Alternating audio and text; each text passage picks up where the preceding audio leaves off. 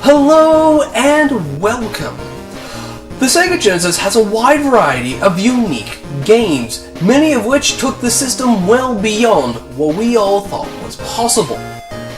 I believe the most technically impressive game that is on the Genesis is a first-person shooter made by Technopop called Zero Tolerance.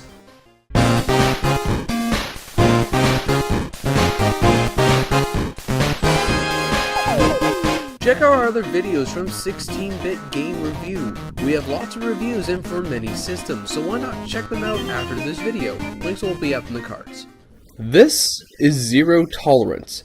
As you can see, the game is in the same style as ID Software's Wolfenstein 3D.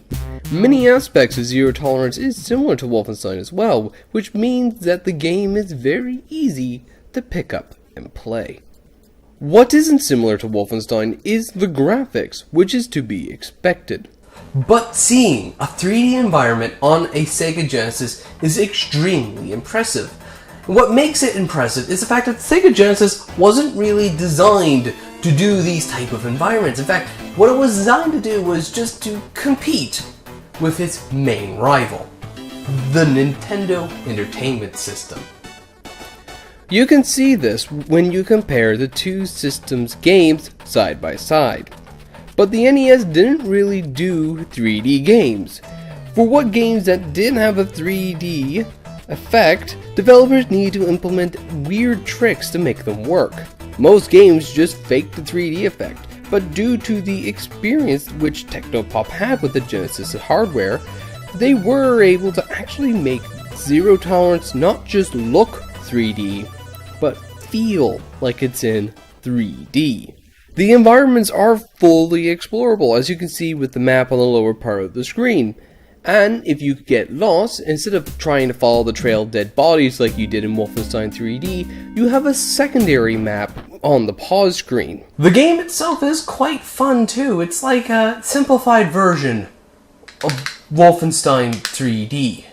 So moving and shooting couldn't have been made easier, and since your only goal is to kill everything on the floor, it's easy to get into as well. You can pick up the game for a bit and put it down, almost like it was designed for a portable system. Add to the fact that you have a plethora of weapons and equipment, and the game is just good fun. The only complaint which I have for Zero Tolerance is the controls.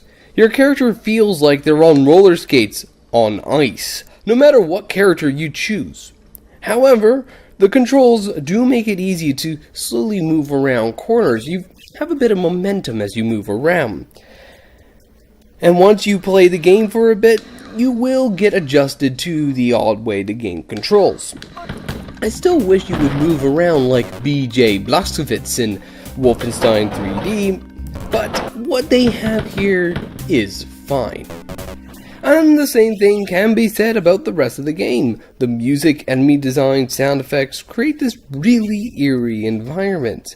It's almost like you're playing a horror game, except you're armed to the T. I really like the fact that they made each level also very unique. So no matter what you're doing, you're always looking at something interesting, even when you're 12 levels in. With all that said, is Zero Tolerance really worth it today?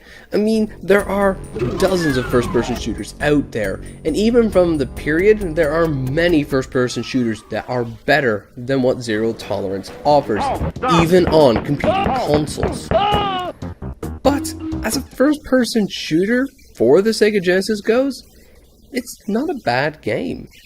And honestly, it's one of my favorite Sega Genesis titles.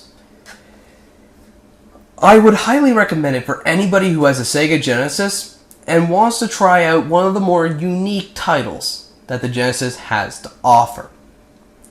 And even if you don't want to spend money on it, the game is available for free as freeware on Technopop's website. So it's at least worth taking a look at. But anyways, thank you guys for watching, and take care.